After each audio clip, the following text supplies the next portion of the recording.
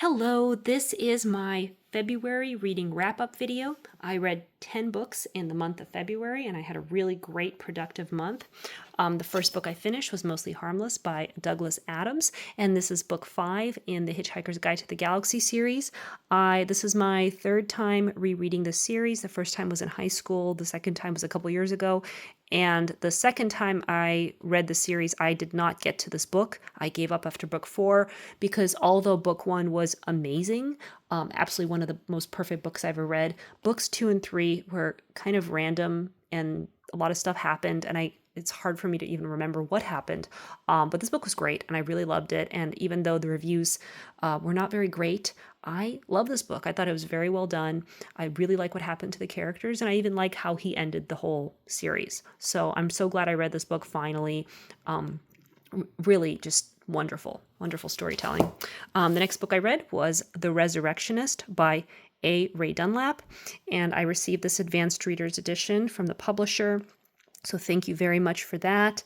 And I love the story. This is a Victorian English, British story about a medical student who falls in love with one of the, what is he, like an assistant to one of his professors, and they dig up dead bodies together. It was so sweet. I love this book. I wasn't sure about the story, but I ended up loving it. It made my heart kind of flutter. I was definitely at the edge of my seat a couple times in this book. So highly recommend this. Very romantic book. So glad I got that one. Tell Me Everything by Elizabeth Strout. This is her newest book. And I've read most things by Elizabeth Strout. Maybe not some of her newer, older books, but I think everything since Oliver Kittredge. And everyone kind of comes together in this book. Lucy Barton, Oliver Kittredge, the Burgess boys. Those are some of the other characters she's written about. And they all have separate books. But in this book, they all kind of come together and they form relationships. They're all aging. I think Oliver Kittredge is in her 90s. So they form these really strong relationships that are at times it feels kind of random, but I like what she does with them because I often found myself thinking, where is she going with this? This is kind of this is strange. But then, everything kind of takes an interesting psychological, philosophical turn. And it's a very, very good book. I was really surprised by this one. I wouldn't say it's my favorite book by her, but I definitely love this one. So Elizabeth Strout always surprises me, and this one was really great. I reread Declutter Like a Mother, and I didn't like this book. I'm going to let it go. Even though it did push me to do a pretty good declutter, I don't think I need to reread this. I didn't like the author's tone. It was kind of do whatever you want type book. I don't think I need to read this one. I have a few books that I've held on to that I like to reread every year that have a pretty good decluttering philosophy, but this is not really. I'm going to let that one go and see if somebody else likes it. Dark Money by Jane Mayer was amazing. This is about the Koch brothers and how they've been funding the alt-right agenda, and especially since Barack Obama was elected. So this book went into a lot of detail about certain things that have been happening in politics and the funding and the interests behind it. So I was really into this. And this book, after I finished this book, I wanted to read more books like it to get an even deeper perspective on the Republican Party and who's really behind the decisions that are being made at this time.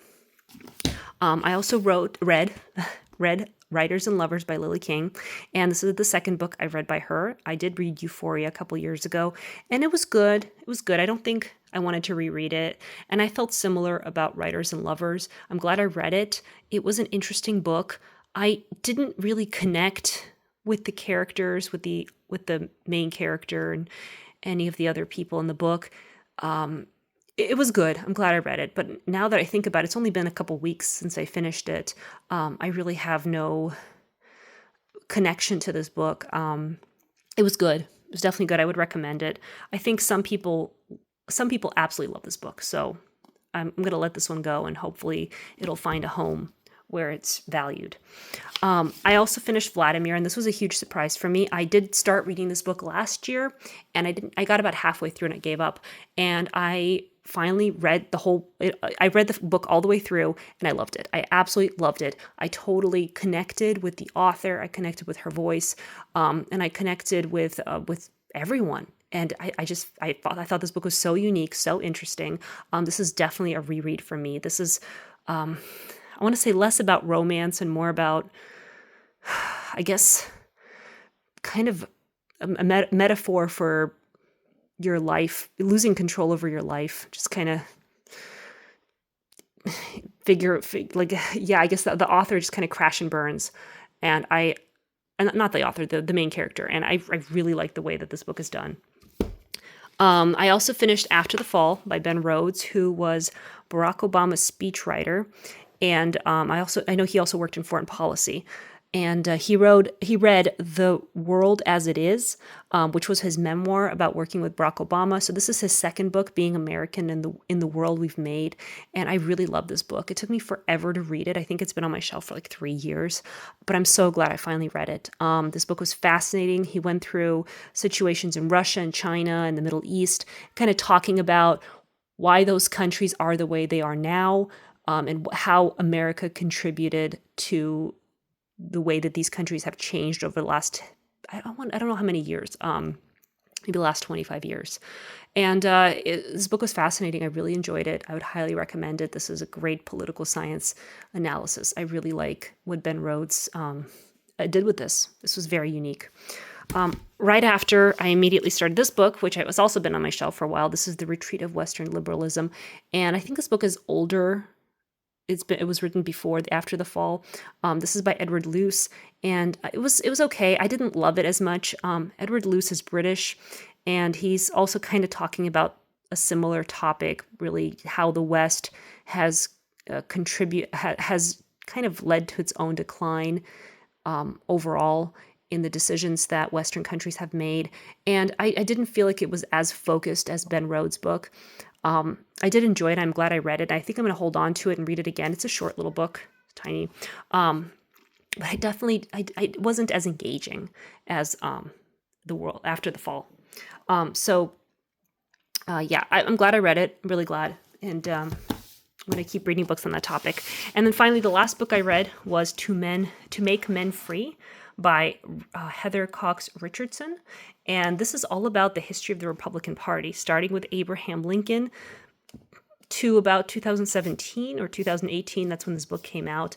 And it's really just about the evolution or de-evolution of the Republican Party and how its morals have changed, its intent and goals have changed, and how, it really was the party of Abraham Lincoln, and how now it's become the party of Donald Trump and the billionaires who fund it.